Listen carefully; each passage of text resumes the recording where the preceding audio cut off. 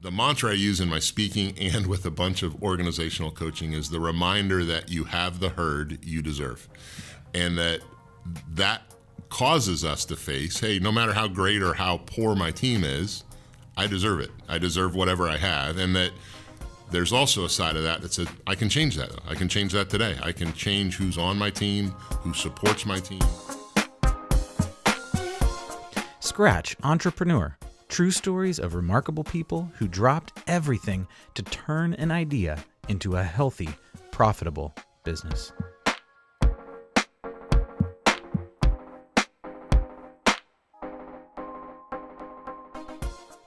There are lots of terms that could define entrepreneurship.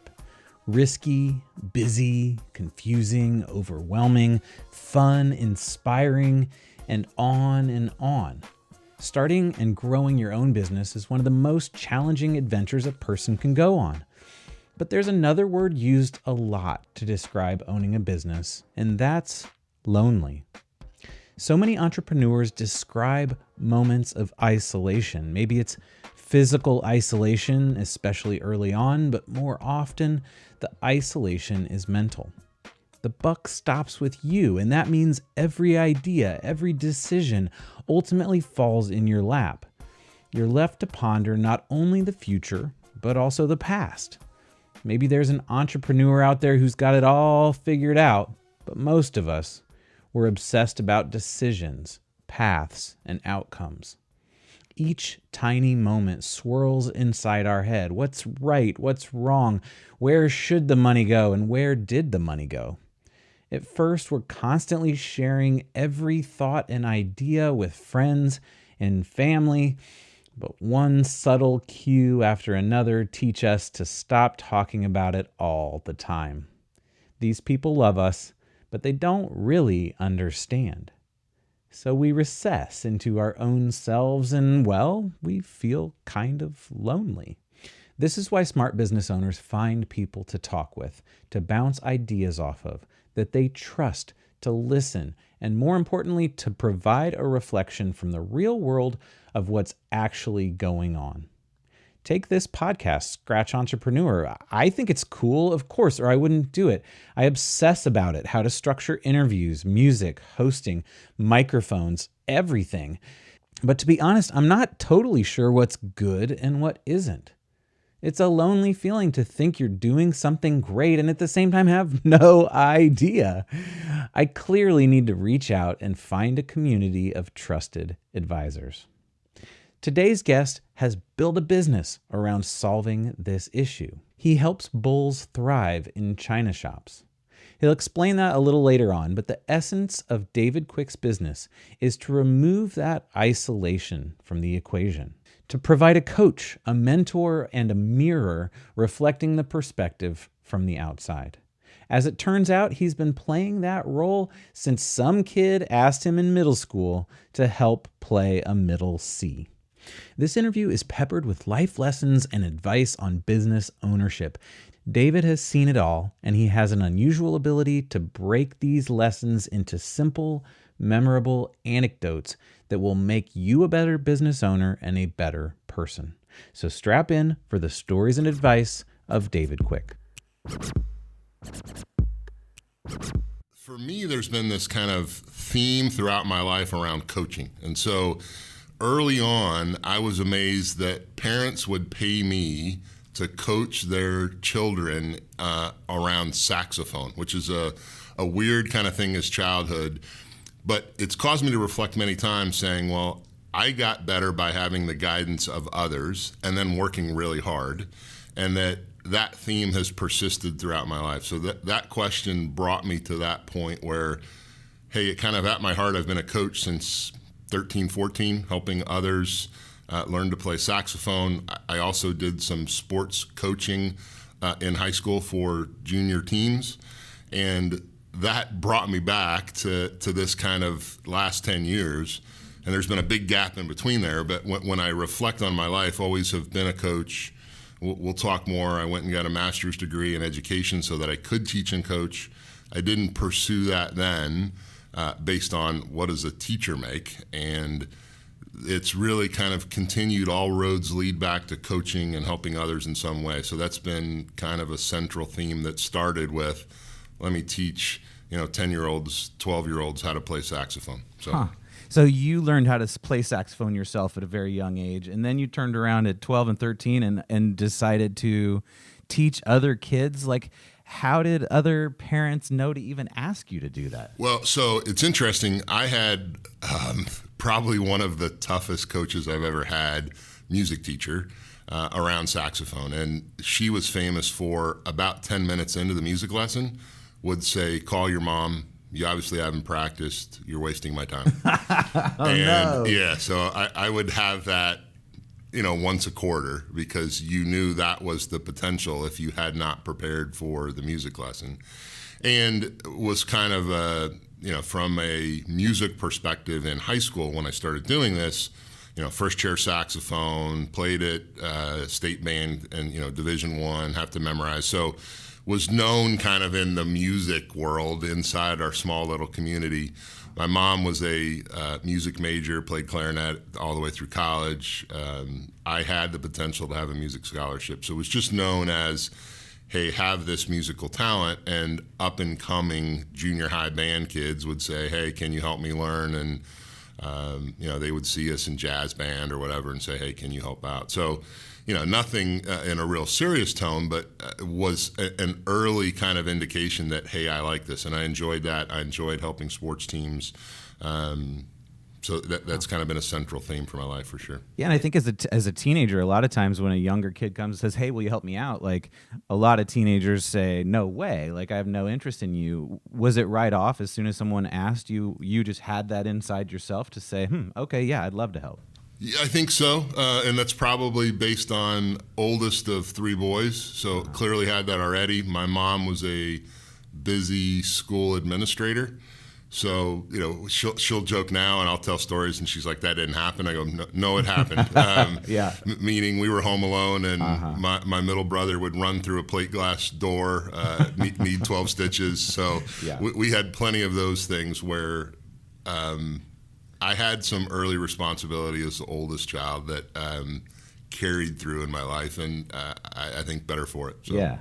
So take us through the transition then. Somehow you get from this point where you're in the music, world in high school and all those things. I hear that you went and got degrees in coaching and teaching, and then you end up in kind of the big business world of corporate America. I don't know. Talk to us a little bit about that. Well, so a quick transition before that. So U.S. Naval Academy, U.S. Navy, there's that chapter, which we don't need to spend a lot of time, but formative as well. I could have picked quite a few things there that helped shape leadership, that helped develop me as a leader, a man, clearly as a naval officer. And then I remember probably the most fearful I've ever been in my life was leaving that. So made a decision.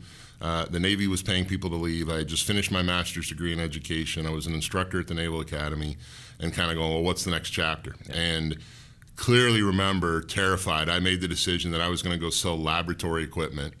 And sitting on the couch, had known the Navy for 12 years. My dad was in the Air Force, so I kind of knew this military life pretty well, saying, what am I doing? I'm going to go sell laboratory equipment in Ohio, and I've never sold anything.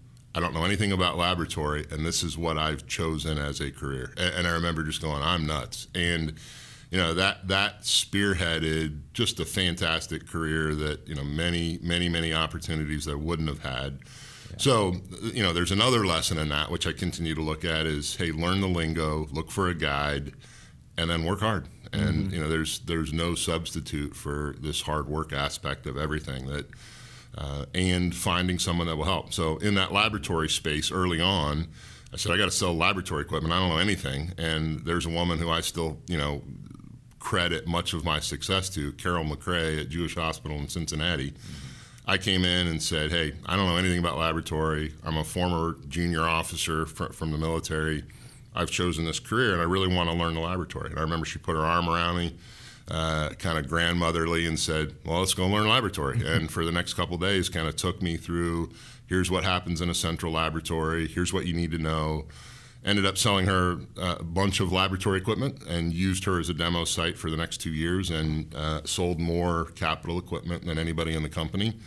And a lot of it was credit to her. One, her willingness to help, and then my willingness to use her in kind of an ongoing basis to sell more laboratory equipment. So, well, and taking advantage of the opportunities that are presented to you. That's another lesson I hear there, right? Is you had someone who was willing to take you under their arm, and then but you turned that into something that you could grow. Well, and I think, Jeremy, perfect. I think even further is the willingness to ask for help. So many times we don't. We think, hey, we got to go it on our own. And I found in my career, the more you ask, the more people will. And so when you need to learn something particularly, reach out and say, hey, I was wondering if you could help. And you'll find most will. I still do a bunch of that where early entrepreneur, college graduates trying to figure it out, I throw myself at that and say, sure, I'm happy to help.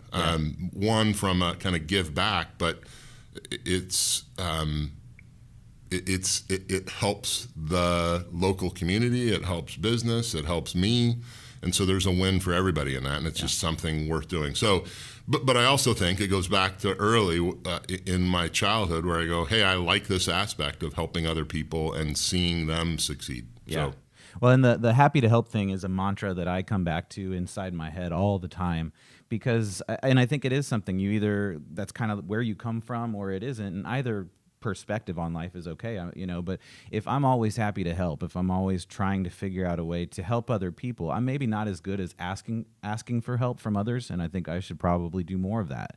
But that whole helping each other mentality, there's a lot of positive connected with it, obviously. And well, absolutely. There's often those who give the help get more, but clearly there's a willingness to do that that's important. And I think you're right. I think there's people that are bent that way and say, hey, I'd rather be in that place. Yeah. That's even been a reflection for me in the last 5 years, though, is be even more willing to do that and seek that out and say, how can I challenge myself every day that, am I helping? So that's a clear part of my coaching, our business today, which is, I'll often give freely early and say, I'm better off. If I do that and give freely, even if something doesn't materialize today, it either results in referral, it results in goodwill, it results in a year later, hey, I need your help. Yeah, so, relationship. Yeah, so all of those things are incredibly positive, Jeremy. As soon as David got planted in the laboratory sales world, he started climbing those ladders. He buzzed through companies like Miles Laboratories that became Bear Laboratories. He mastered the sales process, took on leadership roles, and generally was always moving up to the next thing. Later in his career, he landed at Roche Laboratories, involved in innovative projects that essentially gave David the opportunity to spend company money to start businesses under the umbrella of the Roche name.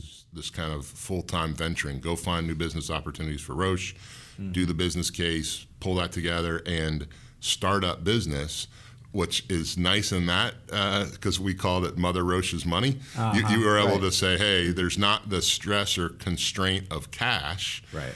Instead, it was, is this a solid business case? Is there something there? And they would fund you for 90-day increments. They would say, here's your next 90 days of funding. So starting your own business model inside the overarching company, essentially. Yeah, which is really nice. Fell in love with it and said, hey, I like this a bunch, and kind of took me back to my childhood again. Yeah. And that then opened a chapter where I went from a bunch of small private equity owned companies and some not so small.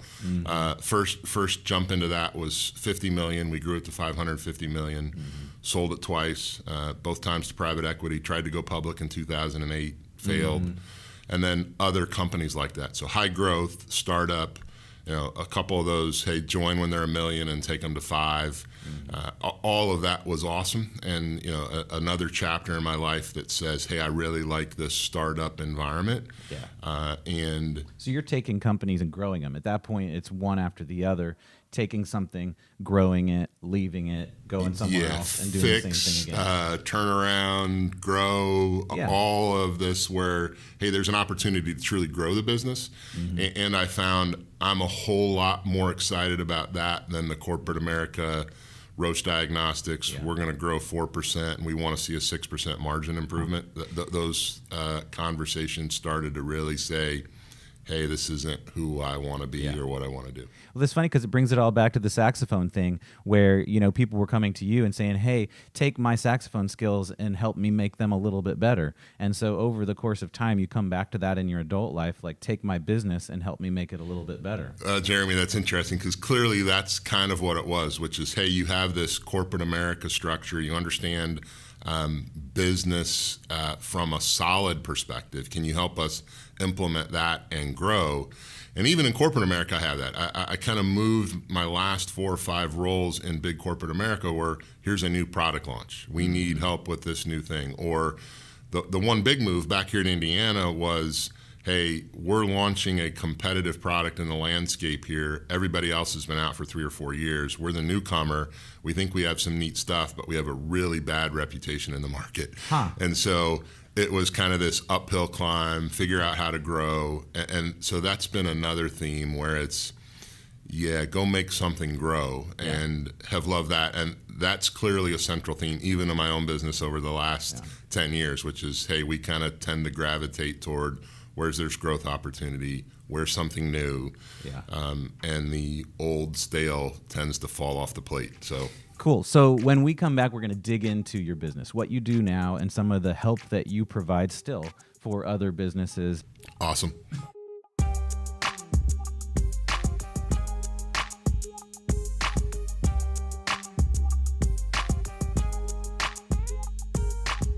All right, but we're back with David Quick of Helping Bulls Thrive in China Shops. We haven't talked about Helping Bulls yet. David, tell us a little bit about the business that you have.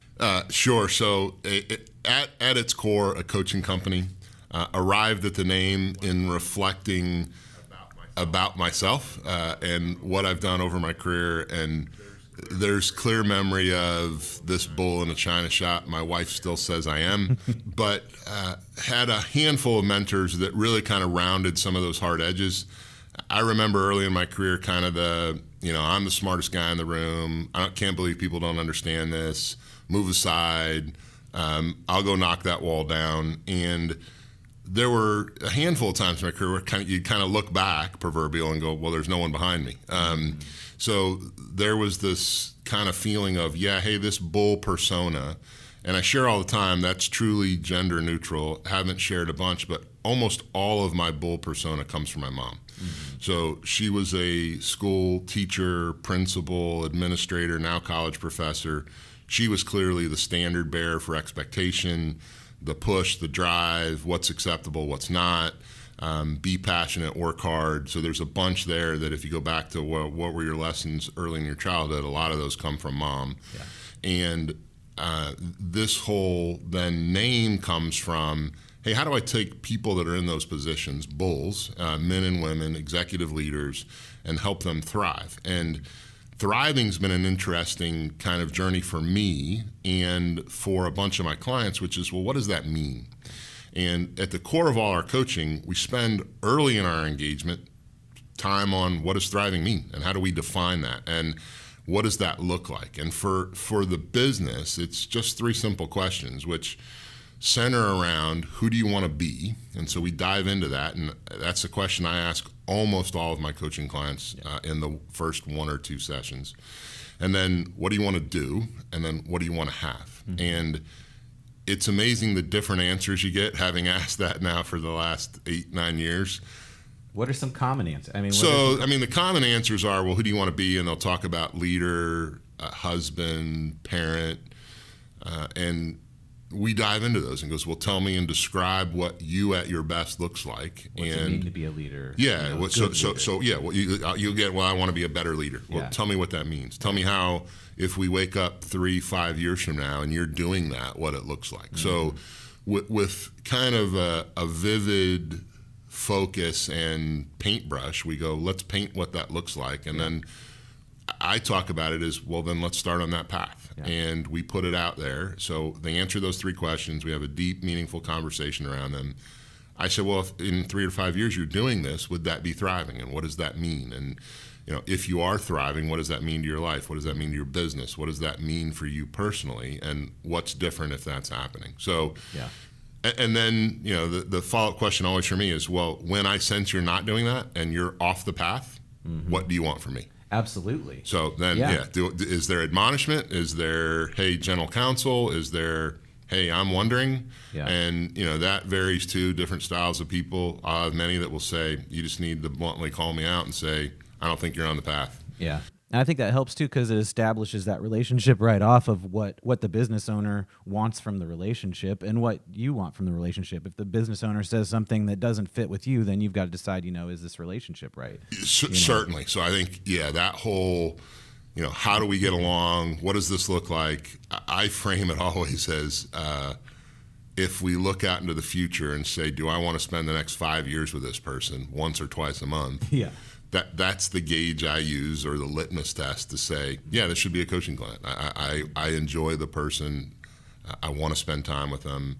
I want to help them. Yeah.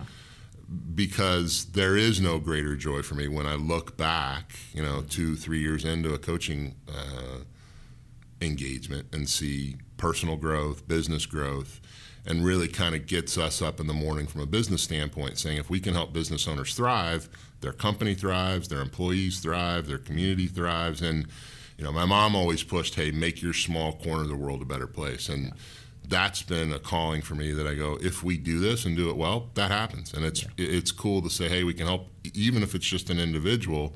And we do a bunch of work, Jeremy, with organizations, teams, sales teams. So it's expanded beyond individual executive coaching in the last 5 years in a bunch of ways. But at the core, it's that, how do we help business owners thrive? Yeah. I think that, as a small business owner, I look at the concept of coach and I realize 100% that it doesn't make sense for me to be in a vacuum. It's me and Mackenzie, my wife and I own a business together. And so we are really the only people bouncing ideas off of each other and in this space.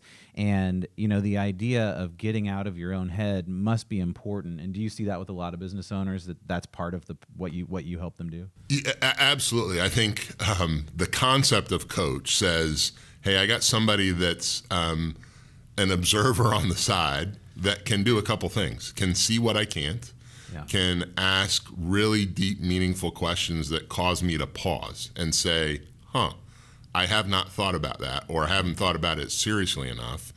And then this whole accountability /guide /coach, whatever it is, becomes, well, here's some things to do. Here's an assignment. Here's, hey, until we talk again, think about this. Yeah. I just want you to reflect on it. Other times it's, hey, it sounds like you got something to do there. What should you do? Yeah.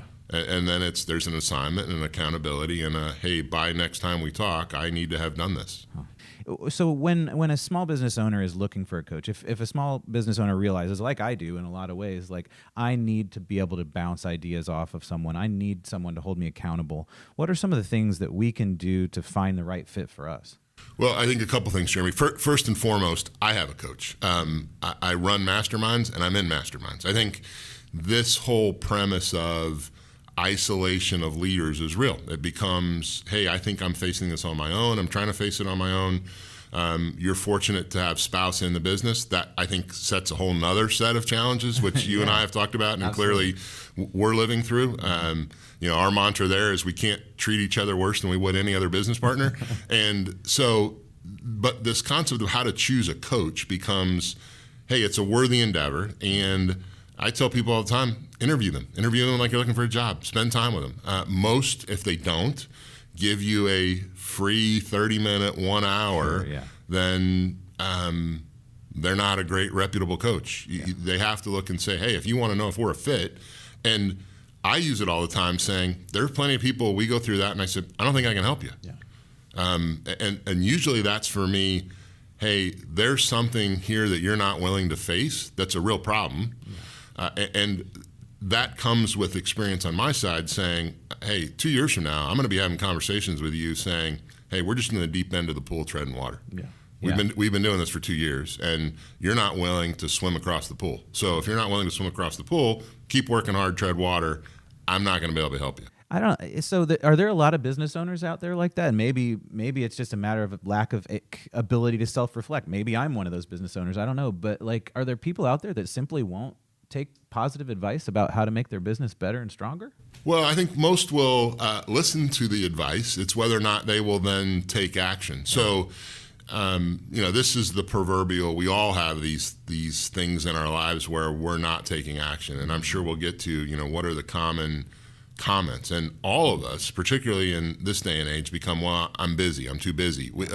It's almost like a badge of honor. And for me, our coaching philosophy is different. It shouldn't be, man, I'm swamped and busy. It's good that you're busy if it's helping your revenue and do those things. Yeah. But if it's counter to your definition of thriving, then right. I keep going back to, my mantra for the last couple of years is, hey, I want to make more and work less. Yeah. And my coach has said, well, that sounds like kind of some buzz phrase, and challenged me to say, well, how do you do that? Yeah. And I think that's the great, awesome thing. And we've been dabbling around this for a couple months, I think stretching into almost a year, where I'd done it effectively in a couple areas, and he pushed me really hard saying, all right, well, tell me where you're doing it. Yeah. Which I thought was an interesting set of questions. Yeah. And for us, it was, well, we're doing that in Culture Index. Yeah. Our time, money equation there is awesome. And he looked and said, well, how do you replicate that? Which kind of grounded it for me. And, we've talked, that led me to some new thinking and said, well, here's a new business opportunity that could look like that. Yeah. So tell us real quickly what the Culture Index is. Yeah, so Culture Index, personality assessment tool, helps with hiring, coaching, team development. I've used the tool now for 14 years. Used it at a company that we grew from 50 to 550 million.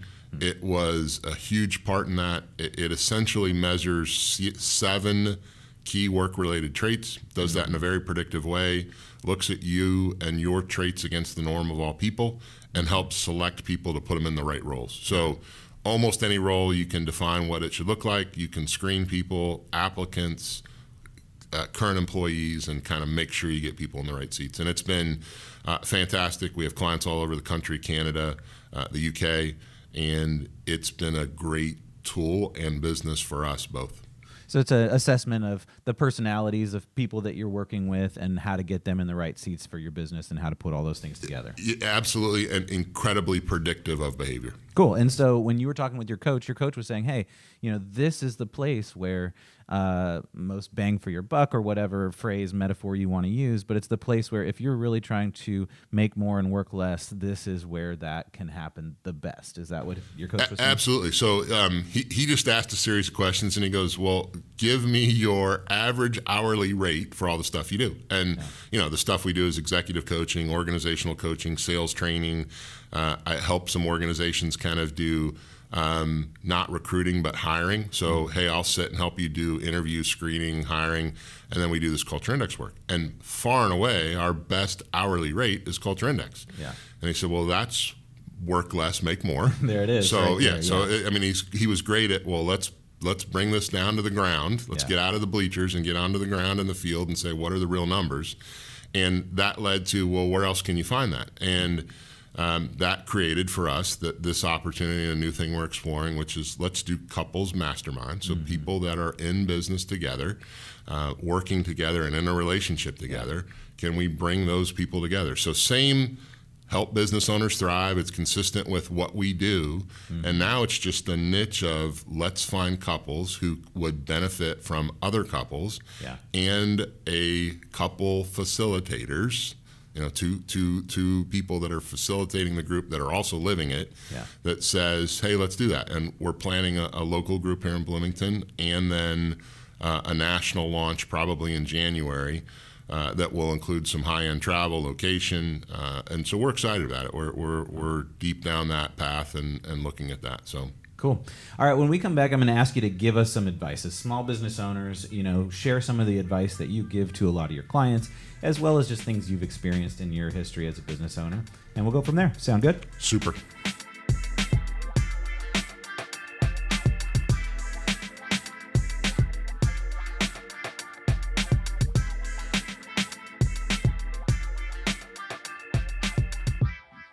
Okay, so for small business owners, if they're thinking about building a team around them, we talked about how you don't want to be isolated. You don't want to just have your own brain figuring things out. What are the top 3 or 4 folks that you want to have in your world that you have a relationship with? Well, so I think one, that depends on the business. So we'll talk about business size, structure, what should be involved in the team. Mm-hmm. The mantra I use in my speaking and with a bunch of organizational coaching is the reminder that you have the herd you deserve. Yeah. And that causes us to face, hey, no matter how great or how poor my team is, I deserve it. Yeah. I deserve whatever I have. And that there's also a side of that that says, I can change that. I can change that today. I can change who's on my team, who supports my team. And so, for solo entrepreneurs, it says, do I need a coach? Do I need an accountant? Do I need a lawyer? Do I need those outside third party, not part of my employment team or employed team, but part of my team? So, I've helped the solo entrepreneur go from nothing to $5 million with, hey, I don't have anyone on my team, and then over time add people. And so, I think the real question is, where are you in that journey? What does thriving look like? How do we define the business goals and the journey there? And if that is, I already have a team of 5, 6, 10, 50, it then becomes, well, do you have the right team?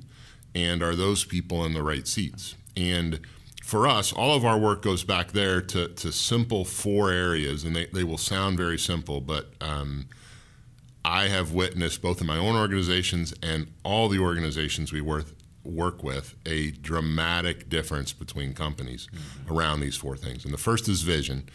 We talk about it and say every organization needs a compelling vision.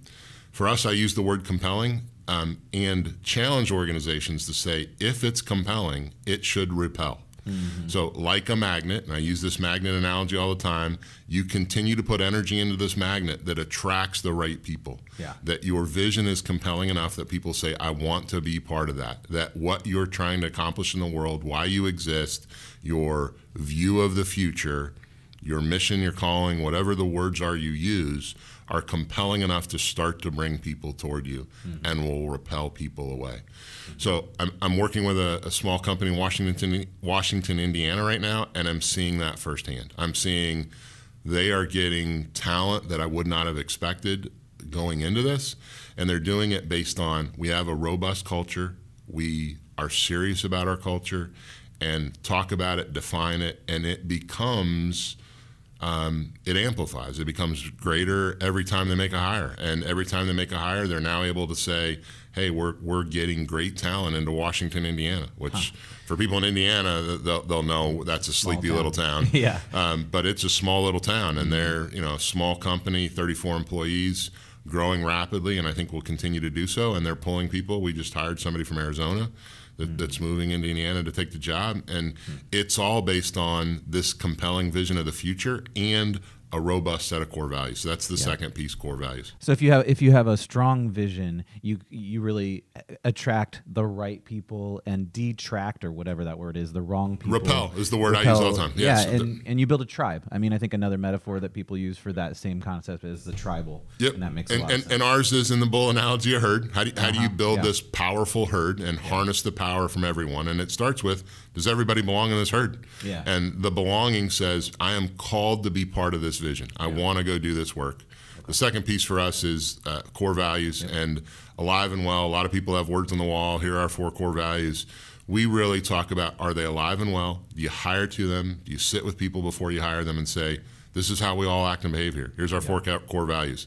If you don't do that, like Sesame Street, you will be not like the others, and you will stand out here. So I urge organizations to do that, to hire to them, to measure to them, and fire to them. Yeah. Say, hey, Jeremy, we've had this conversation 5 times around our core value. You're not living it. If you can't keep doing that, or you won't be here. Yeah. What's the fire? I mean, is the fire behind the core values and the vision, and probably the other 2 pillars, the personality of the founders or the personality of the CEOs more often than not? Well, so I think, Jeremy, key, which it has to be consistent with the thinking. So from a development of vision, values, expectation, engagement, I look and say founder, leaders for sure, but when it's solo entrepreneur, small startup entrepreneur, the vision has to be his or hers. It has to be, this is my vision of the future. They should write it. They should write it alone. It shouldn't be their team.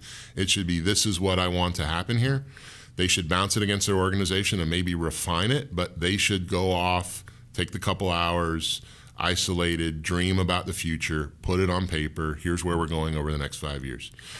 Core values, I think, can be your leadership team pointing to, if you already have an established organization and you have people there, does it exist in our organization today? Who are our model citizens? I call it core value heroes that you look across your organization and go, I wish I had 5 of these people. Yeah, and that could be employees, that could be clients as well, probably. Right? Absolutely. So I think you point to where and how does it exist, and then our process for that is literally just take Post-it notes, describe those people you want to clone, put those words on a wall, segment them, group them, and then name them. And I think the naming exercise is where I really push organizations to say, these core values need to be yours and yours alone. They couldn't be, if we're doing Shine Insurance, they can't be, any other insurance carrier in town. They have to belong to Shine Insurance. They have to say, hey, these are named because they're named after behavior that already exists here. So I help organizations come up with stuff. We're all willing to sweep floors. We all kill our own spiders. We all deeply care about our company, our colleagues, and our customers. And then all of those you can measure. You can have conversations saying, Jeremy, I don't think you're willing to sweep floors. There's many times where we ask you to do something and you kind of roll your eyes going, I don't want to have to do that. Or you're just not willing to work as hard as the rest of the team. So they should be there. The third area, Jeremy, is expectations. And I use sports analogies all the time and say, are you the New England Patriots or the Cleveland Browns? And that sets a tone for your organization that says, hey, losing the Super Bowl is a failure. Right. The Cleveland Browns would be jumping up and down to make the playoffs. So, you have to look and say, where are our expectations? How are they set? And how robust?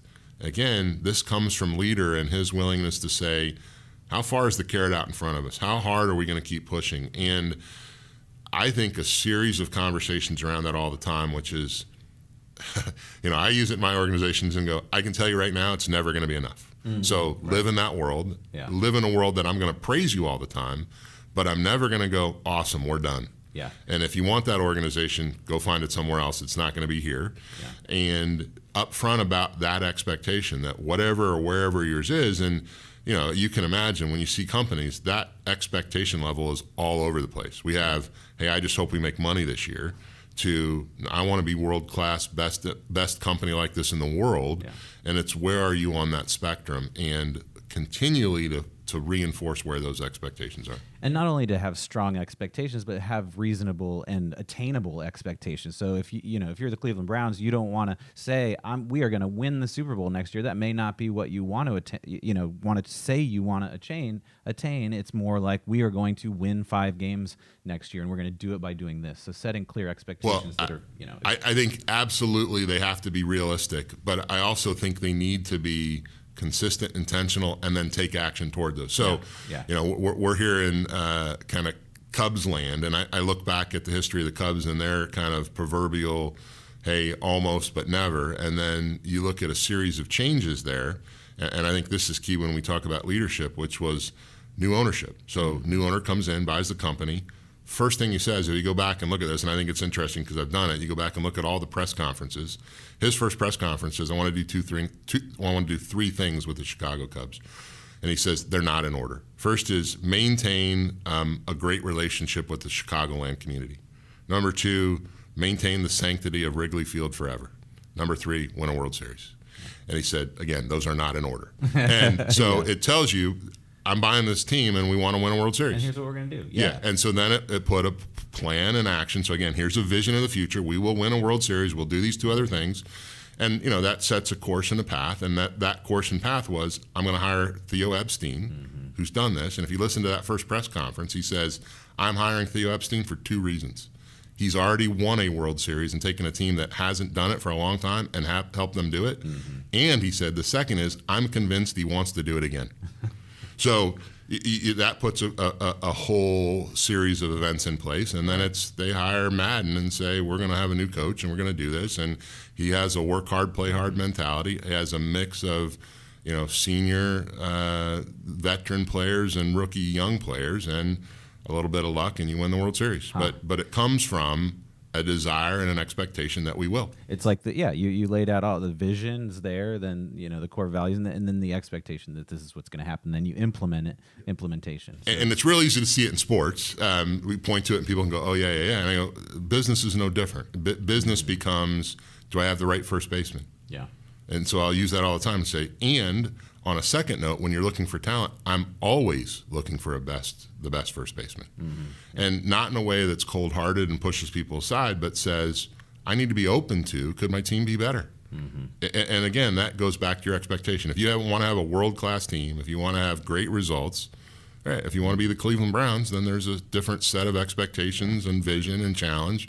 So again, it's all independent or dependent on the leader and what they want, but it sets a course of action and a path, and it says, great. And then a coach can hold you accountable to both of those and ask tough questions. Absolutely. And I think, sticking with the sports analogy, I think sports are easy to see the structure, and that's why we like to talk about it, right? Because it's all out there on the surface, and there's press conferences and there's everything else. So they have to put their whole structure in front of us, and everybody is really, and so we're capable of seeing it, and that's why analyzing it is so much easier. But, you don't get to be on the Chicago Cubs because your dad played for the Cubs or because you have an inside, connection with the manager. Like, that's just not how it works in those kinds of sports. You have to be good at what you do, and if you're not, then you're gone. And that isn't always how it needs to work in every business, but it is a very clear perspective on how good, well-run businesses work. But but I think even to that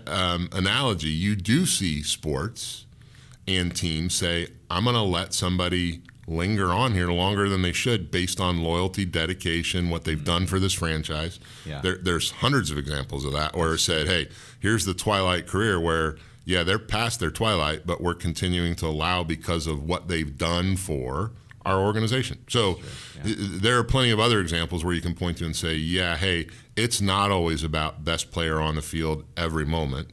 But clearly there's a long drive toward we got to maintain talent, we got to have the best people, we got to have a cohesive unit. Mm-hmm. And there's plenty of examples in sports too where you go, the best talent on the field didn't win the game. Yeah. Oh, absolutely. So, there's talent is a piece, but all this other stuff matters too, which is, well, what's our core set of values? And if you look at teams, there are clear differences on how people pull team together, what the culture of an organization there is. And there's, again, defined differences that you can see, witness, feel. Yeah. So you got to the three of the four. Why don't you hit on that last fourth part? So the last one is expectations, Jeremy, engagement. So once you set those first three, engagement for me is how intentional am I about the first three? So how often do I reinforce vision and values? How do I set expectation? And what does engagement look like on a one-to-one level, on a group level? What does your company picnic look like? And I ask people all the time to say, be as intentional as you can around your engagement. Put it on your calendar. Have one-to-ones with all your direct reports on your calendar every month. Have a form that you use to do those one-to-ones. And it doesn't need to be, here's 500 things. The one-to-one form I use is 5 questions. It says, what was most important last month and what did you accomplish? What's most important this month and what will you accomplish? What are you doing to embrace our vision and values? What can I do for you as boss? And what do you want to happen with the rest of your career? And that we talk about those 5 things monthly. We use that as self-reflection, evaluation, feedback, accountability, and we have meaningful dialogue with every direct report. And that for me starts to say, hey, I care. And it starts to say, I want to see everyone get better, including myself. That question back to me is, what do you need from me? So it stretches me as leader as well. So it's all about, it seems like it's all about structure and follow through. And obviously there's more than that, but that kind of hones it down to 2 things. Yeah, and for me, the word I use all the time is, am I being intentional? Mm-hmm. So am I just going about the day, or do I have a plan, realizing the plan can change, all kinds of things can change, but when I spend time and energy, I had a great coaching session last night for a lady who I've coached for a long time, killing herself in business, and I keep asking her, well, what are you doing in your personal life? Mm-hmm. When are you going to have a date? When are you going to find somebody significant? And the question I keep asking her is different than that. I said, is there room in your schedule for a life outside of work? That's a great question, because sometimes I wonder that. Yeah. I keep asking that question. I said, if there's no time for this to ever happen, when will it ever happen? Yeah.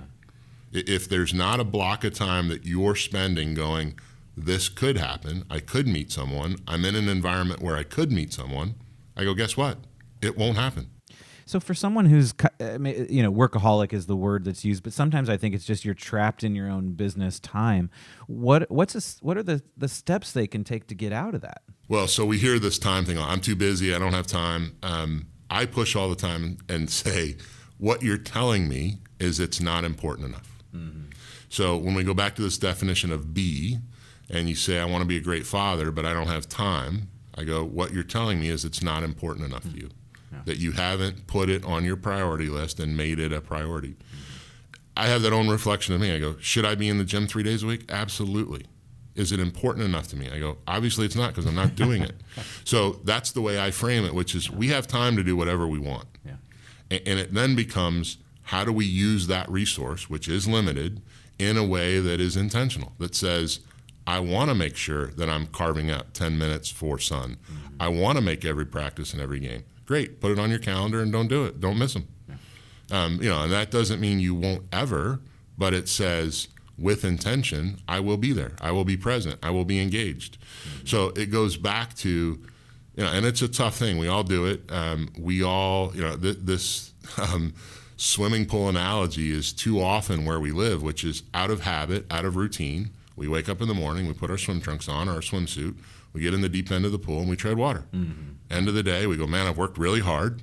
I'm exhausted. Get out of the pool, rinse, wash, repeat, and do the same thing the next day. And instead say, all I really want to do is swim across the pool. Mm-hmm. And you could then literally say, great, instead of all day treading water, put my swim trunks on, swim across the pool. I'm done for the day. What else do I need to do in my life that I want to do? And I know that simplifies it, but that's the analogy that I use with a lot of my coaching clients. Go, well, think about that, which is, do you really need to do all the stuff you're doing, the equivalent of treading water? Mm-hmm. Could you hand that treading water to someone else? Well, I think that's the key right there is, you're treading water. So what are the things you're doing, and who else could do that? And what does that mean for your bottom line? And all those questions that you can answer there. And frame the question, which is, hey, your real desire is to swim across the pool. So what is that? And are you doing the things that allows you to swim across the pool? Yeah. And all the stuff that's not that, where should that live? Should that live with a direct report? Should that live with a third-party outsource? Should that live with, that's on the list that should never be done. Yeah. Great. Put it on that list and put it aside and go, yeah, hey, I'm doing it, but it should never, that is nowhere near a priority, and just say, I'm not going to do it. Yeah. Which for many people is incredibly liberating, hard to get to, but it says, there's a long list of stuff that I'm doing that I probably never need to do. Oh, that's the best. When you take something out of your workflow, and then for a week or so, you're like, man, I don't know. And then you finally realize, I didn't need to do that in the first place, and you just took it off the list. Well, so Jeremy, I had back to this kind of small business thing. A couple Thanksgivings ago, I was sitting around the table, and my grandparents' business, my uncle owned it for many years after my grandparents passed away. My uncle ended up passing away from end-stage renal disease, dialysis, many years, extended well beyond the life expectancy there. Mm-hmm. But he passed away, and he had created out of that little rural business in Indiana a internet business selling fabric, a neat little business. And I watched it from a side, over the last 10 years. And then about 4 years ago, my aunt over Thanksgiving said, yeah, I think we're going to close the business.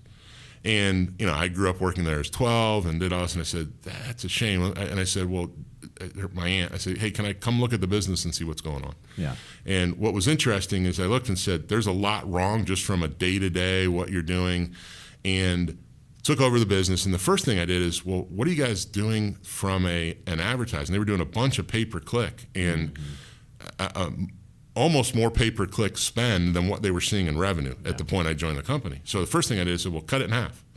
And there was absolutely no change in sales. I said, cut it in half again, absolutely no change in sales. And there was a mantra of, well, this is what we've done to grow the business, with no real look at, does this spend or effort have any impact to the business?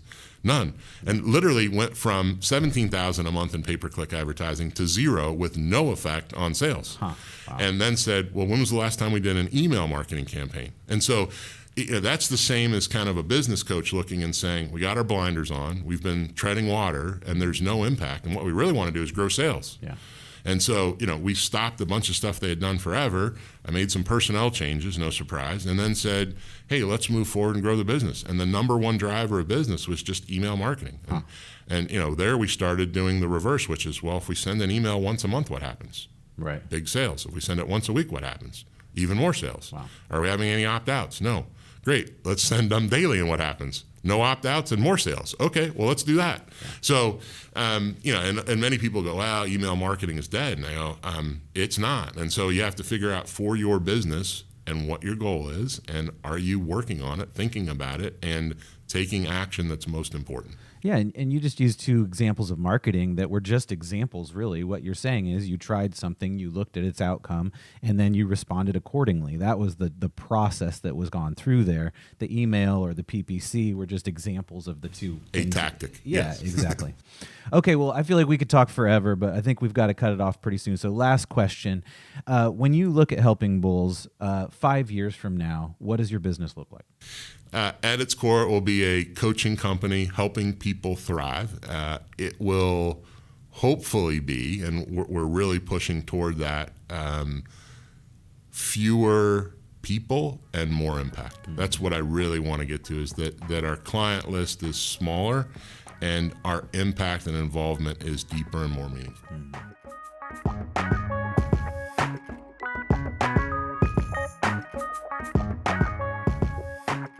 Well, if folks want to find you, maybe for coaching, maybe they want to check out Culture Index, where can they find you at?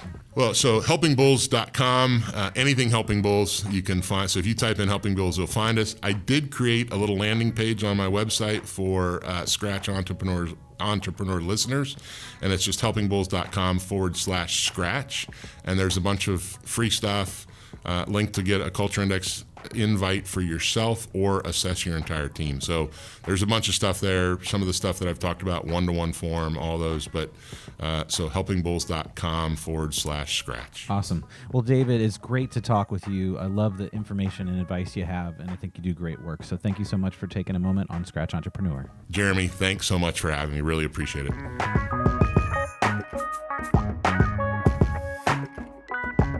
Special thanks to David Quick for taking the time to share the Helping Bulls story with us. The show was produced and edited by me, Jeremy Goodrich. The music is by my high school buddy, Mark Fenton. Every morning he would swing by and pick me up for school. Mark's school taxi was one of my favorite vehicles ever, a 1980 Volkswagen Vanagon Pop Top. If you enjoyed this podcast, there's a couple of things we need you to do right now. First, subscribe to Scratch Entrepreneur on iTunes, Stitcher, Google Play, or wherever you listen to podcasts so you can hear future episodes as soon as we release them. While you're there, please give the show a review. We'd love to know what you liked, what you didn't, and what you want to hear next. Then, please share the show with whomever you think it will inspire. Until the next time, we truly appreciate you listening.